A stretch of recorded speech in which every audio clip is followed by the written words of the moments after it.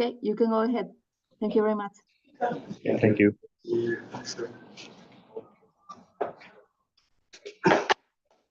Okay. Hello, everybody. Thank you for joining this later pizza seminar today. Of course, we have our Josep here. It may not need introductions for many people, but I'm gonna just say a few words for those people that are new. Josep received his PhD in Universidad de Valencia, studying meteorites entering the terrestrial atmosphere. And he received a lot of recognition from his studies in solar system, with many publications, and also he wrote many books about these subjects. And I think one of these recognitions is very nice, that one asteroid received his name, the 8325 Trigo-Rodríguez asteroid. So I'm very excited to have him here and listen to his work today. Yes. Thank you very much. Fortunately, it's not a potentially hazardous asteroid. Not you will remember my family every time. Okay, so welcome everyone. Thanks for the opportunity. Well, with this talk, I try to summarize part of the work made so far on this exciting DART mission, and just introduce you to all the new set of experiments are planned for the Hera mission that is already almost ready to fly. So in here, in this first slide, I just introduce you the guide that will be, guiding this talk. That is this small 170 meters across major axis asteroid that is called Dimorphos and was targeted by that mission. In this really fascinating adventure that was participating in that mission with so bright people, we were really amazed with this imagery in which we realized the success of DART impact with Dimorphos by looking the entire Didymos system, flew surrounded by tens of boulders of large blocks of rocks that were released by the magnitude of the impact of DART. Sorry, can we press OK? Okay, with meeting. Oh, okay. I cannot see where. Can't see it? No, I mean, we should change. Maybe not scale. But anyway, press OK here. Thank you. And then screen.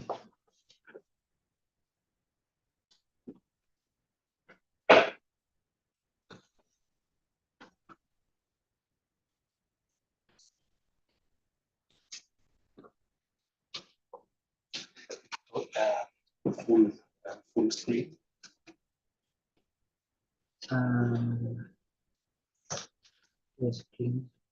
Full screen.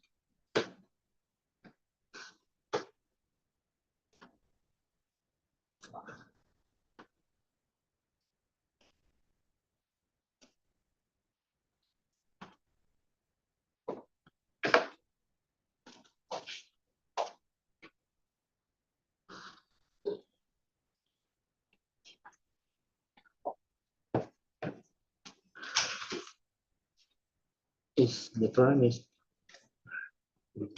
not here.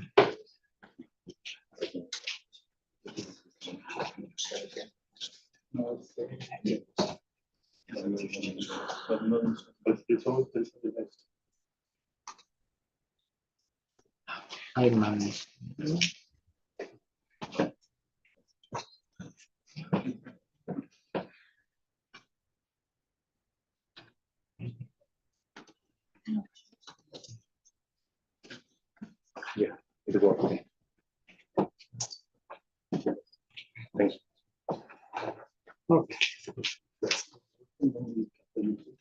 Okay, so let's continue with a basic outline of the talk.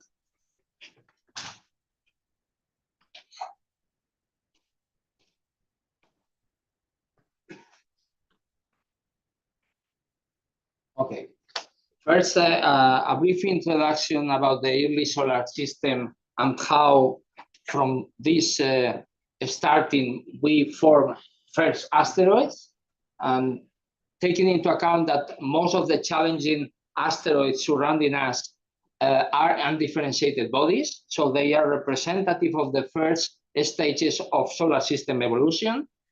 And at the same time, these asteroids can be seen as the original building blocks of planets, and that's the real interest of them. When we find, for example, an asteroid that is rich in water, this means that this water has been stored in this body for 4,565 millions of years since the creation of the body. So really understanding the composition of these amazing bodies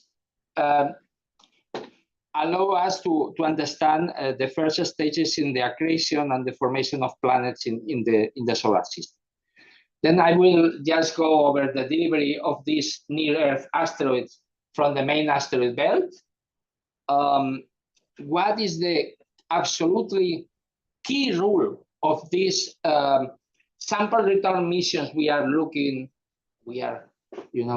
assisting to this authentic revolution in the study of the solar system for the first time after Apollo missions that brought almost 400 kilograms of rocks from the moon. And then we could study the moon with really precedent, and we could really identify that some of the meteorites arrived from the moon were really from the moon. Without this real true, this scientific progress, it won't be possible to associate some of these meteorites with the bodies that we have around us. In the same time, for example, the Viking missions to Mars brought us information about the atmospheric composition of Mars, that were the key to understand that some meteorites, some echondritic meteorites found on the Earth were really rocks from Mars. So at the same time, we were for decades dreaming about these sample return missions from asteroids.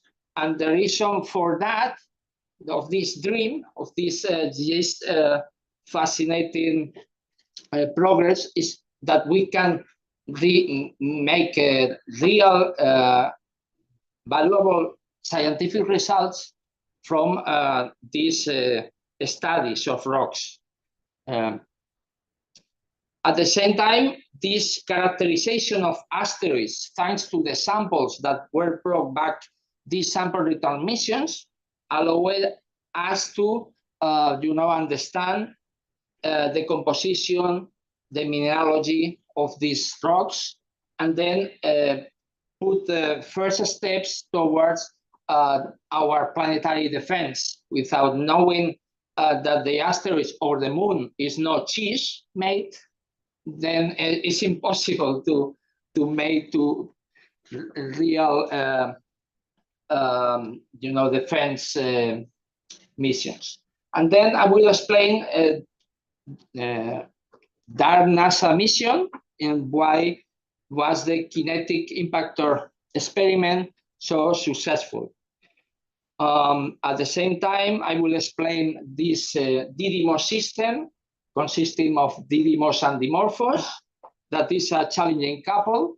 No one should forget that both asteroids are potentially hazardous asteroids and are in route that could be in the future, in the far future, fortunately, in really close approaches with the Earth. We have two bodies, one almost 800 meters in diameter, another that is almost 200 meters. So it's not a joke. Then the dart's impact consequences, and how was measured the new orbital period of Dimorphos, and in general, what is the future of the Didymos system studies, taking into account all these experiments on board of Hera ESA mission. So as this mission is already assembled, it's ready to go, and we are just here giving some flavor of the mission. And then the main conclusions, main lessons, and future work from this.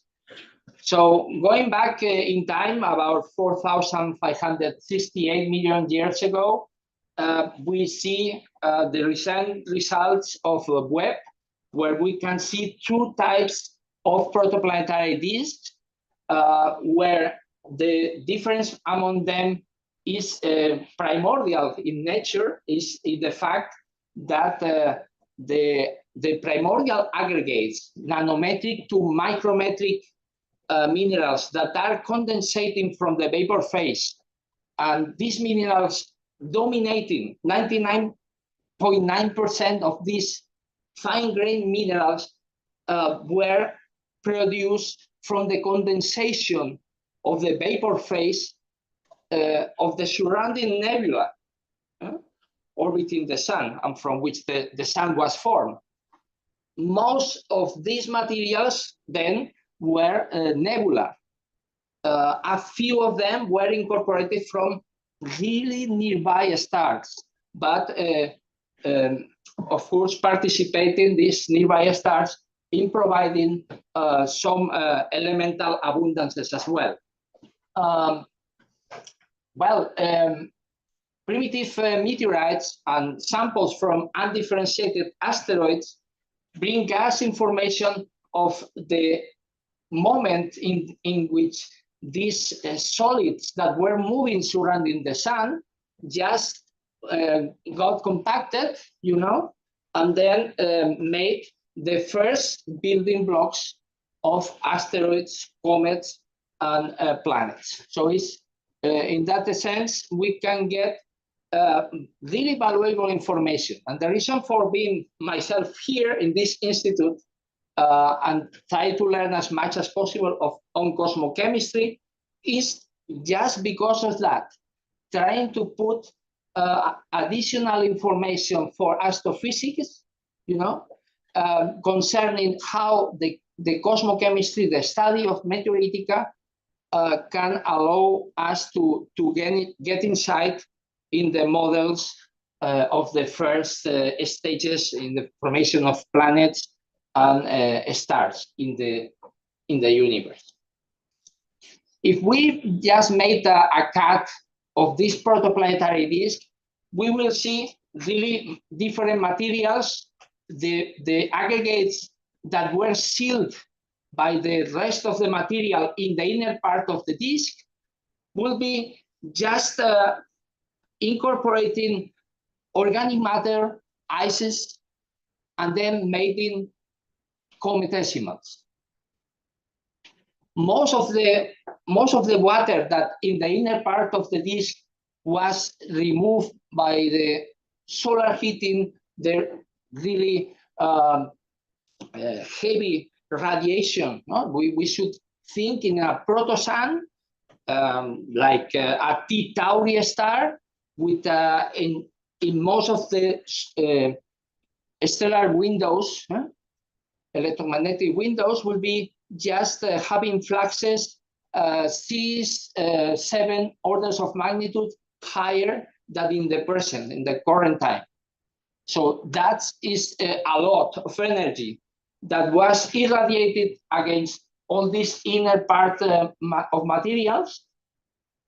Consequently, having into account that we still have, during the first millions of years, a significant amount of gas, and then a lot of condensates that were having friction in the movement and collisions, then we will see a system really dynamic in which materials will be falling inwards until many of them were just evaporated.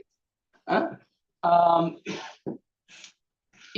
of course, in this system, for example, the oxygen availability will depend of how these volatiles are going to the inner part of the disk and then evaporated, forming different types of oxides and incorporated that then to the materials that were already connected.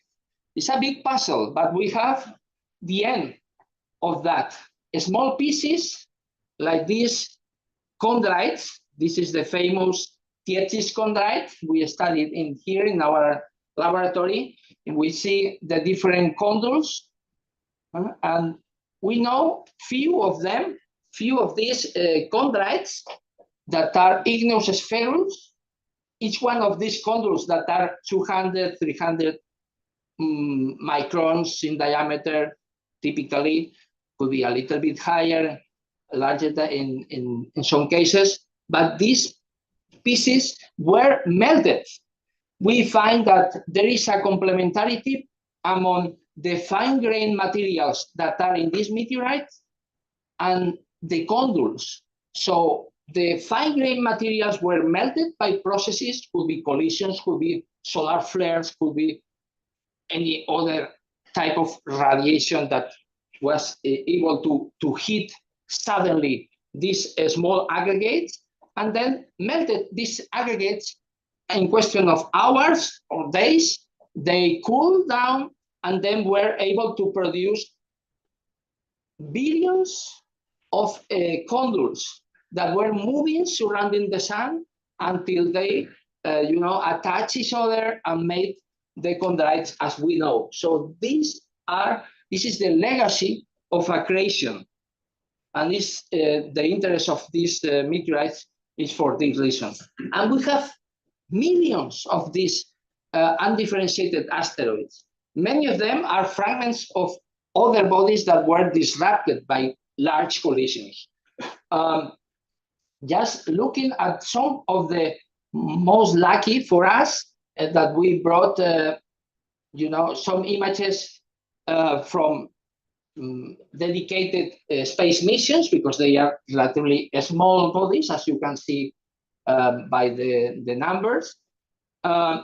These are really small compared with the large ones we are used to cite very often, Vesta and Ceres. And Ceres is nearby. The size could be considered like a planetary body because it's in the order of 1,000 kilometers. And then we expect complete chemical segregation, chemical differentiation in core, mantle, and crust for this type of bodies. Always depending of the initial rock-ice ratio. Because for other bodies that are far away, because we can get larger bodies, but were formed most dominated in organics and ices with the small particles that incorporated from the inner part of the disk, and then the ratio could be different for those bodies far away. Okay. Then we have nowadays, after more than 4,500 millions of years since accretion, we have millions of asteroids in the main belt. Among them, they are some of them that this is the main belt among Mars and Jupiter, and we have still a few of them going over here. To almost this date, we know about 860 asteroids with diameter larger than 1 kilometer, and about 35,000 in total near-Earth asteroids. And those that we call potentially hazardous asteroids, we know 152 with a diameter of larger than 1 kilometer and about 2,400 in total. About 90% of these bodies impacting the Earth are delivered from the main belt. And how is this possible? How is possible these bodies come from the main belt? But in here you see the different scales. You can compare with some of the images we obtained for different missions. For example, this using the Rosetta spacecraft of the European Space Agency of 21 Lutetia.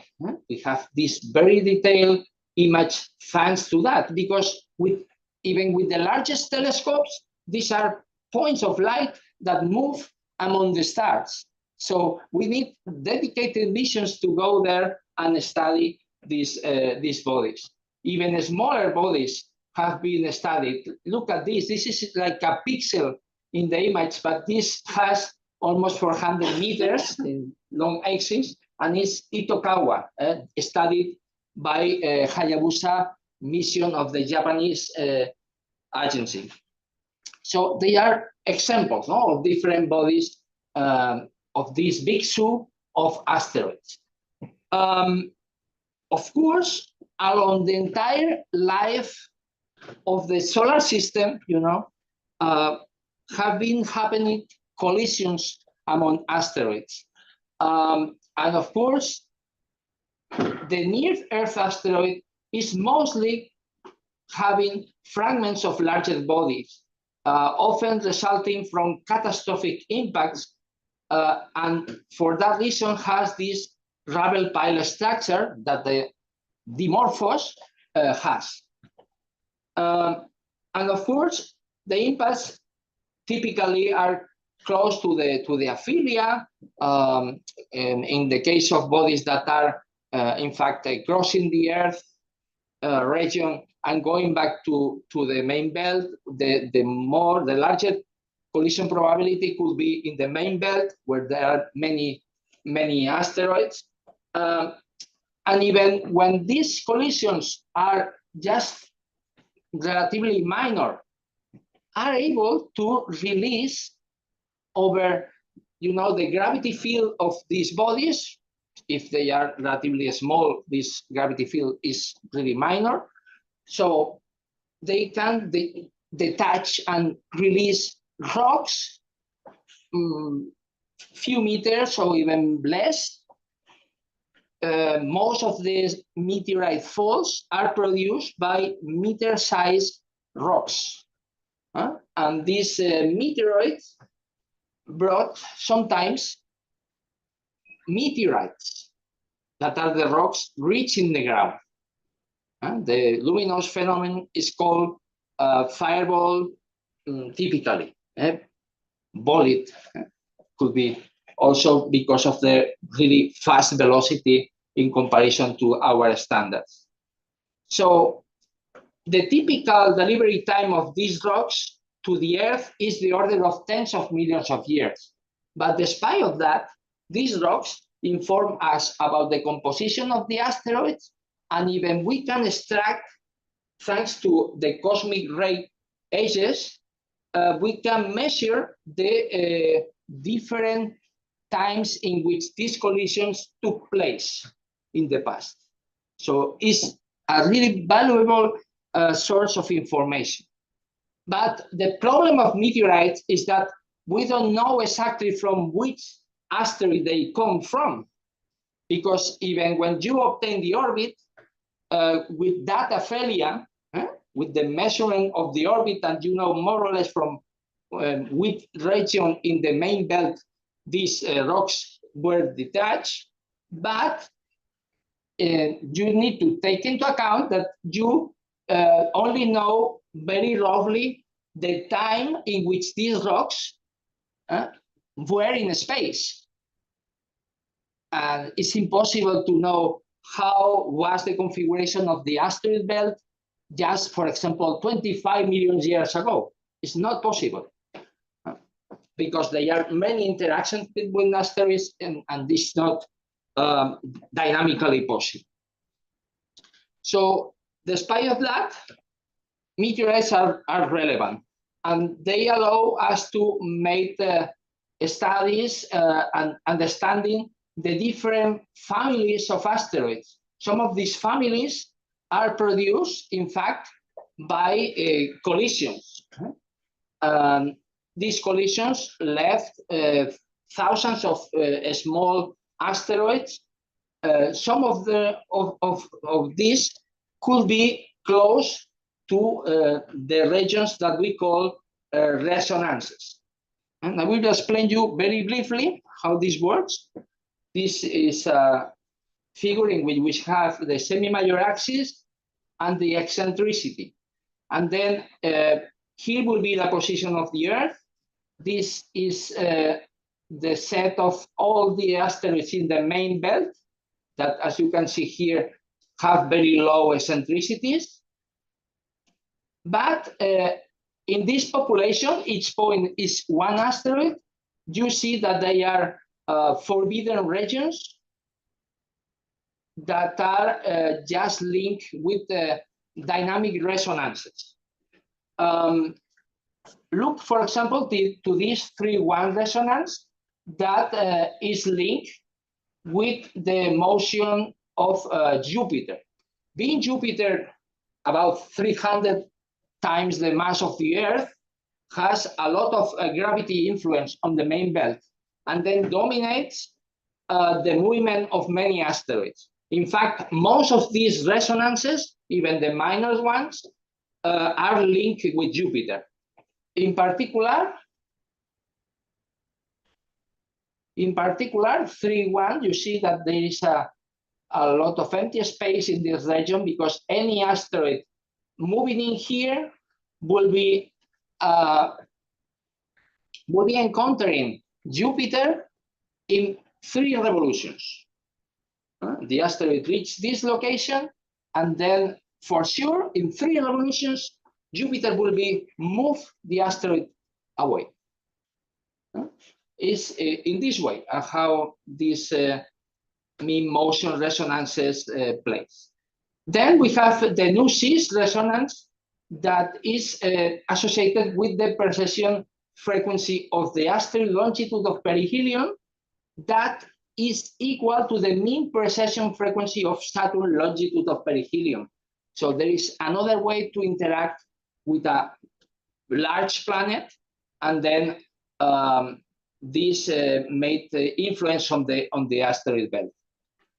And of course, we have small asteroids, hundreds of meters, tens of meters, and even meteoroids, less than 1 meter, that these bodies, when they are heated by the sun, as they rotate, part of the heat in the infrared mostly is released back to space.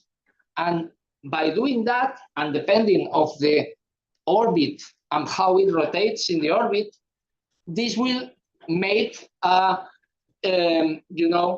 kind of a slow contribution to lose orbital energy and then going through the resonances. So if you become really a small asteroid, that's a bad thing for you, because at the end you will be moving across the main belt and then crossing resonances for sure. So you can be transferred by these gravity effects to the inner part of the solar system. You can become a near-Earth asteroid or even a potentially hazardous asteroid for some planet. And then just the explosion, let's say the discovery of other worlds, thanks to all these sample return missions. Discovering, thanks to the amazing work by Japanese colleagues of Hayabusa 2 mission, how the Ryugu surface is. A world quite different to the, the Little Prince book. No flowers, but many rocks, too many rocks, in fact. And it's very difficult to work through an asteroid of this small size, because most of them have been really, really collisionally evolved. But very briefly, the first sample return mission after Apollo and the great job made by the astronauts of the Apollo missions to bring back to Earth 400 kilograms of lunar rocks, we have the first. It was a pleasure participating in the preliminary examination team of this Stardust mission, where we collected just particles of a comet. Thanks to this fascinating experiment in which in aerogel, in silicon dioxide, we were able to catch the particles released and going through the spacecraft at 6 kilometers per second. So thanks to this, we were able to make these amazing studies of the composition of particles. This is the terminal track where the particle of the comet was collected in the aerogel, the silicon dioxide aerogel. And we see that in this configuration, a twilight grain, an enstatite grain, and fine grain solar composition materials are incorporated and were preserved from the, the fast entry in the aerogel, thanks to the location in which these minerals, more refractory, were preserving the material behind.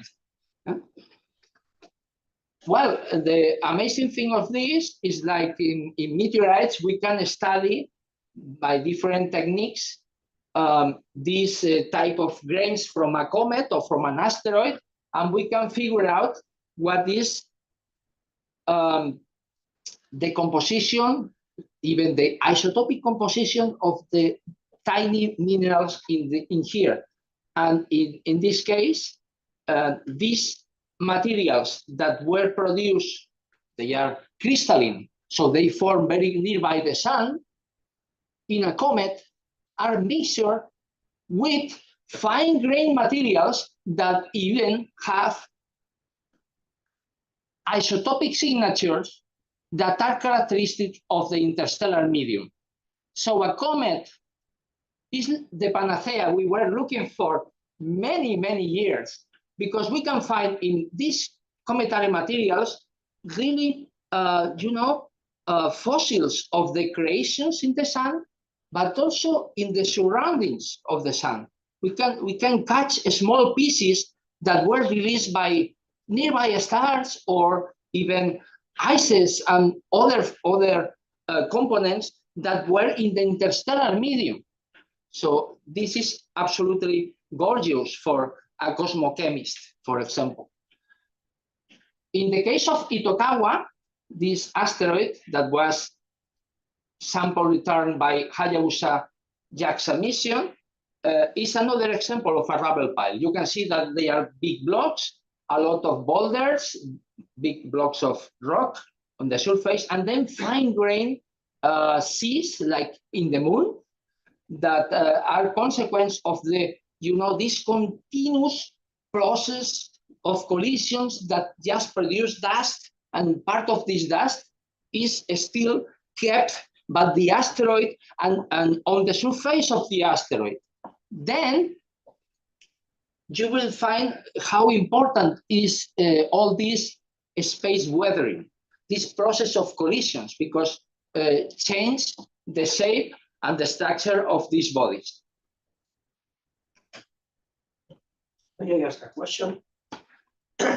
How can you assure that these components are from the interstellar medium and not from our stellar system? Because the solar system has specific isotopic compositions that cannot be achieved in those specific grains that are linked with interstellar materials. And over time, we have collected many types of samples, and then you can identify some materials, even in some cases, stellar grains from nearby stars that have very precise isotopic ratios that are exactly what we predict, the astrophysicists predict, for different, for example, stars, no? The surrounding environment in which, for example, asymptotic giant branch stars or supernovae or novae produce dust. So you can compile, and all this is thanks to this huge revolution that is called nano-SIMS, secondary ion mass spectrometry. To the nanometric, with a nanometric beam, you can go over each point of these materials and then obtain the exact, not only composition, if not the exact isotopic ratios in this composition. Well, in the case of the ordinary chondrites, these are different meteorites, and the ordinary chondrites are subdivided in 3 groups that is based on the metallic to oxidized iron in the components, in the minerals. So you can distribute the fascite and the phyallite composition for all these meteorites. These are the main 3 groups of ordinary chondrites. And you see that when we collect materials from this asteroid, we can match perfectly the asteroid in one of the groups. So this asteroid is mostly made by LL ordinary chondrites composition. So you can know very precisely what is the composition of the body. And the good thing is that all the meteorite research we are doing on our laboratories is telling us that the properties of these meteorites is identical to the properties we find in asteroids. So that's really good news. So if we think in planetary defense, because we have just the materials at home of many of these asteroids. Obviously, we need this type of missions to find out exactly. We knew from reflectance spectroscopy, from remote observations, that this asteroid probably was an ordinary chondrite. But to really assure that was a LL chondrite, then you need this type of missions. We studied the samples in the Institute of Space Sciences, and we particularly got 3 regolith samples, and we studied the mechanical properties, exactly identical to ordinary chondrites in our meteorite collections. So again, good news in that sense. Well, other types of studies we have been doing clearly demonstrate that all the asteroids in the solar system have been suffering thousands of collisions. Many of them could be of the order almost to the limit of catastrophic. Then in this image, you see there's a simulation that we published in Astrophysical Journal of Bates et al., in which we see that over time, the red will be the surface of the asteroid that has been preserved over time. Then you see that the porosity also changes over time, and after 4,500 millions of years, the percent of surface that has been preserved is almost nothing. Most of the surface has been completely gone. And in fact, these types of asteroids will be covered by all these regolith materials. Some examples in Itokawa, or for example, the NEAR mission just brought us images of Eros. And in general, well, the asteroids are suffering these processes that producing regolith rocks. Some of the rocks are detached. When they are big enough, can produce a meteorite fall. But in general, sample return missions, even when they return tiny amounts, like in the case of Itokawa, of these rocks, we can find out the composition and the properties of the rest of the asteroid. One of the key processes is comminution. in which we see the materials just being processed by collisions and making that the regolith is transformed in really tiny things.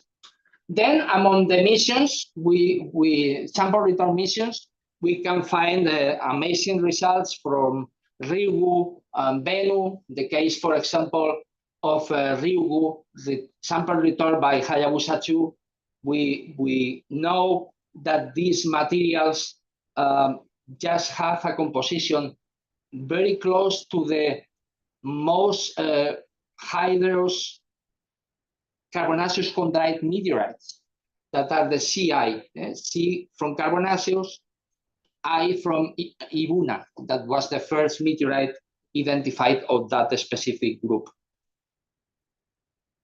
Then Bennu, sampled by OSIRIS-REx NASA, with also a big success, about 121 grams of samples that, obviously just will allow us to understand the composition and the evolution of this asteroid, also linked with really pristine, heavily aqueously altered asteroids that were formed with very significant amount of water incorporated into their materials.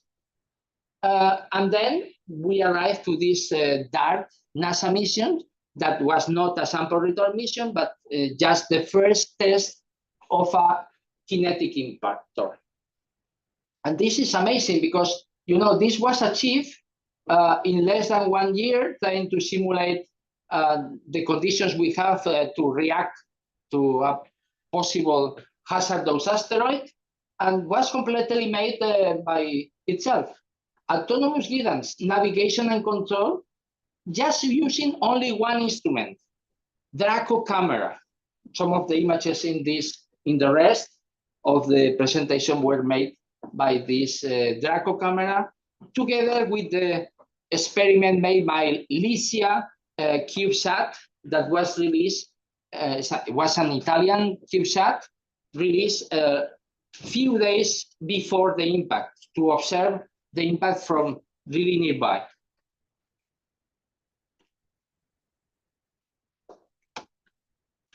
Okay, so the main goals of the NASA DART mission was, first of all, impact Dimorphos, achieved, change the binary of orbital period, and the main goal was obtain at least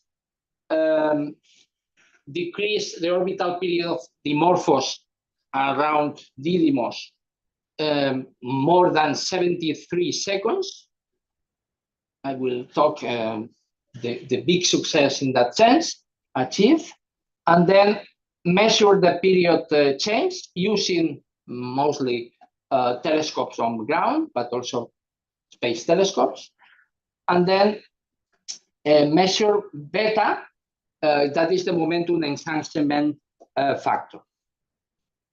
Well, our previous view of the system was a little bit blurry, let's say, because it was achieved by studying radar echoes in very close approach. You see here the result. We knew that the body was double, was just a binary system, but nothing more.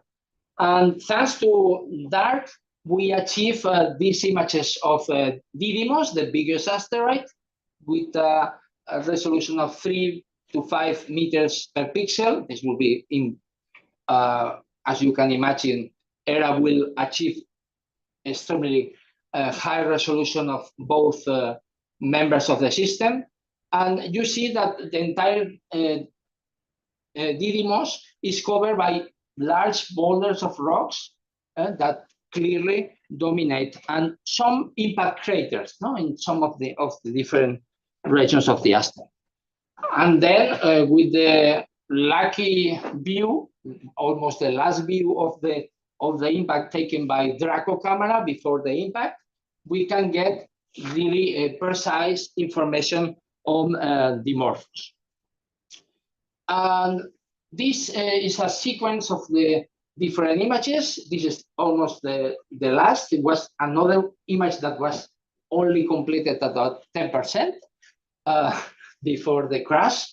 But in here, thanks to Lysia Cube, we see the effects of the impact on Dimorphos, and below you see the Didymos.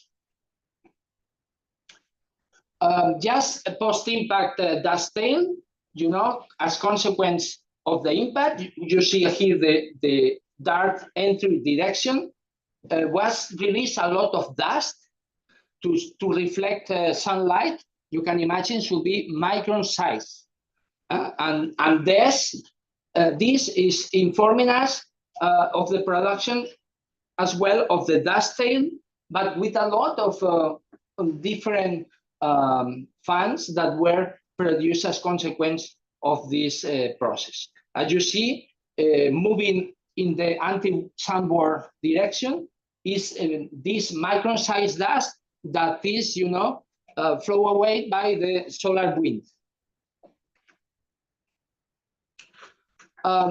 Observations from Spain. For example, we coordinate the efforts, and for example, the team of Alberto Castro Tirado from Hermosillo obtain what would be really well under very low height altitude. They achieve images the night before and the night after the impact, and clearly you can see the difference in magnitude, about a little bit more than 1 magnitude increase as consequence of the amount of dust released by DART.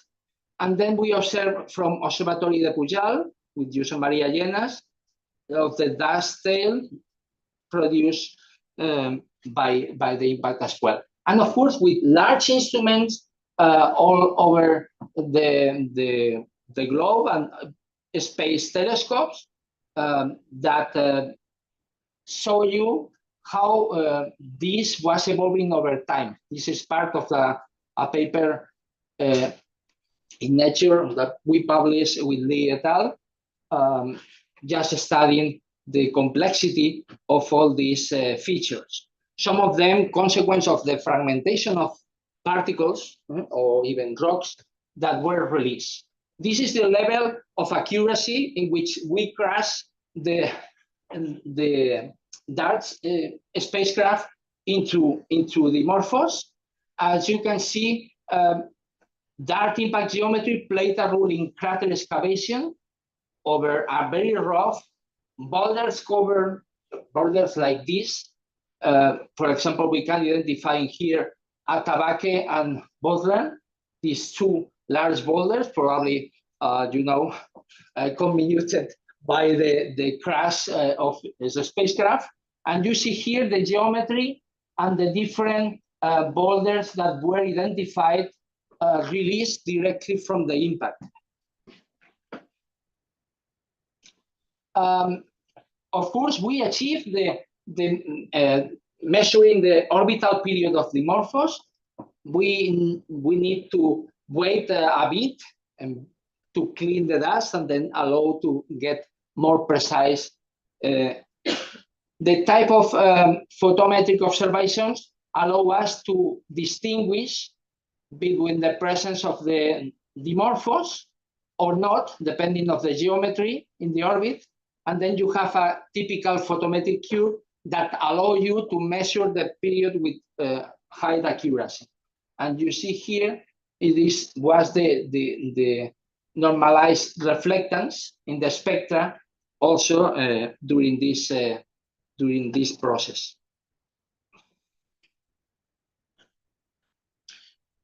So one of the biggest effects was decreasing the orbital period of Dimorphos, not in 73 seconds, but in 53 minutes.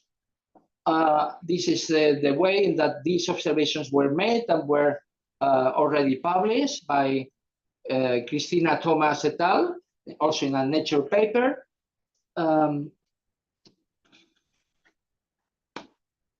And then you will, I will try to explain you what was this factor beta. Beta is this way in which we increase the momentum transfer to Didymos, taking into account this factor. In here, in this formula, we see this MB factor that depends on the direct moment transfer. Would be just a typical moment transfer for a collision among balls, for example. And this PE that represents the amount provided by the ejecta escaping in opposite direction to the projectile. When you escape a crater, part of the target is released backwards. And if you consider this factor, then when you increase this factor, this release of materials, then you can achieve a larger deflection of the asteroid. That was happening. So extraordinarily good news. If many of these asteroids are rubble piles, and these rubble piles consist in blocks of myriads of rocks, then you have part of the job made. Because when you release a projectile into the asteroid, it will be far more easier to release blocks of rocks and dust outwards.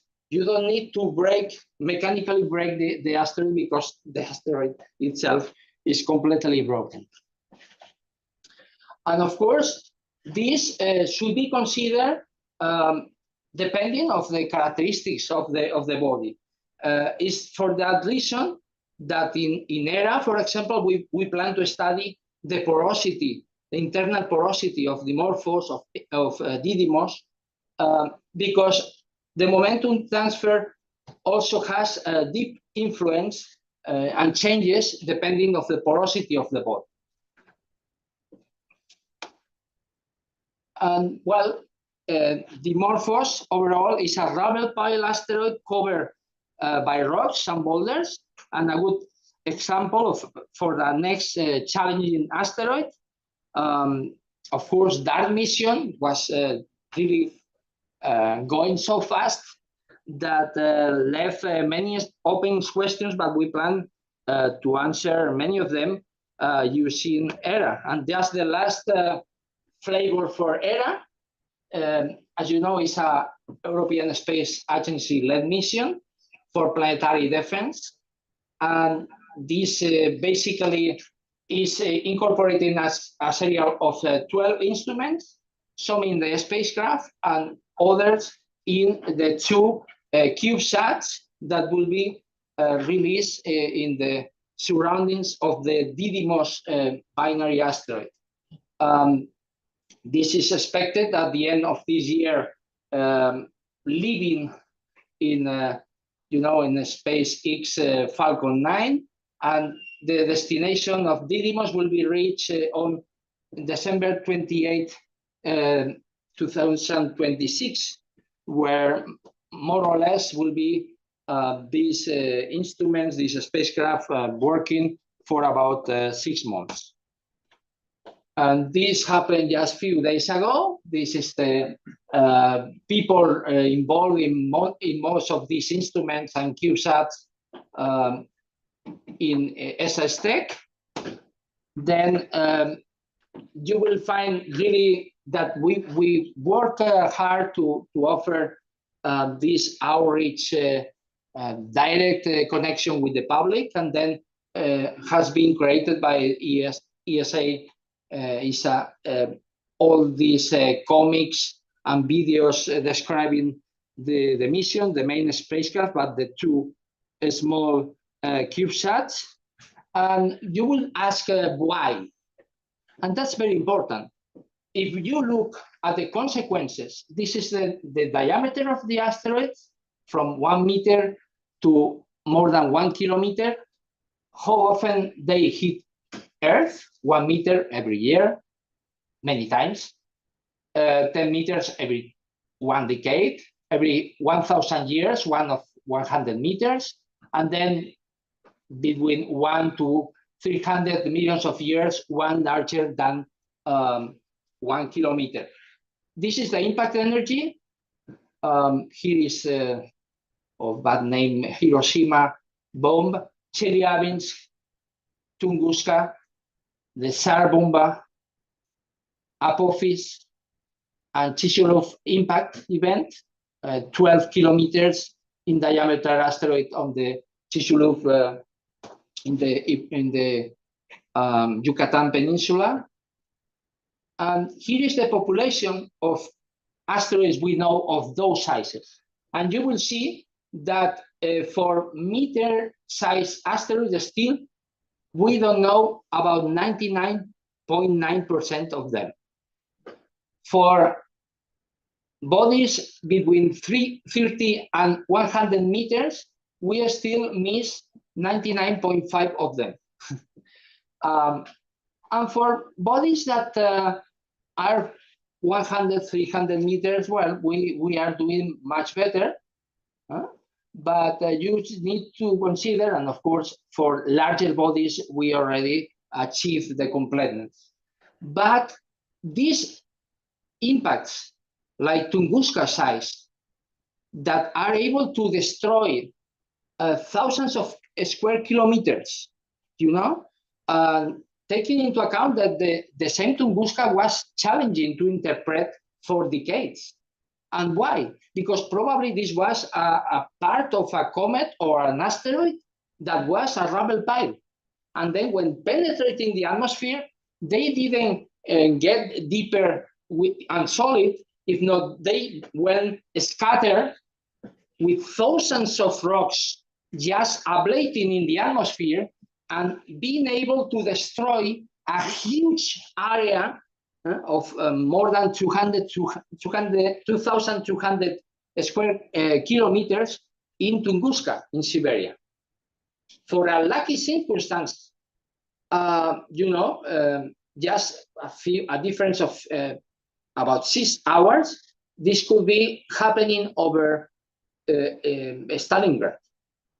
So for sure, if this happened in the future over a big city, could be killing millions of people. And then I think that makes sense to try to achieve as much completitude for all these asteroids.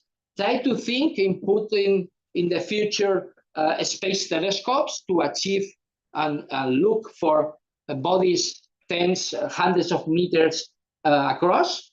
And then in general, try to get an answer to this type of small bodies that are not so infrequently happening on the Earth. And in general, thanks to DART, thanks to NASA, thanks to the Johns Hopkins University, and all the colleagues that were working very hard in designing this mission, fortunately, we can say that we are in conditions to deflect using the same technique, the kinetic deflection, any asteroid of these diameters, about 100 meters across. And then this, in general, are good news. So the conclusions already mentioned, and I will thank you all for being here and waiting for your questions.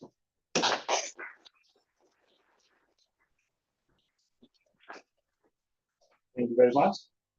Since we're kind of late, let's, you know, we have one question. Yes? Thanks for the wonderful talk. I have a particular doubt regarding the dynamic resonance you explained. So is there any relation between the mass of the asteroid on the resonance, influence of the resonance? Well, not directly with the mass of the asteroid. Is affecting all type of asteroids, depending on the mass, even small rocks. The thing is that when you have, for example, the mean motion resonance with Jupiter, when you have an asteroid that is moving being 1 meter or 1 kilometer, in a location in which you complete 3 orbits and you have the presence, the gravitational presence of Jupiter, then your orbit will be no longer in that position because you will encounter Jupiter and Jupiter will throw away in different orbit. So this is, in fact, the way in which we explain dynamically most of the transference from the main belt to the near Earth region.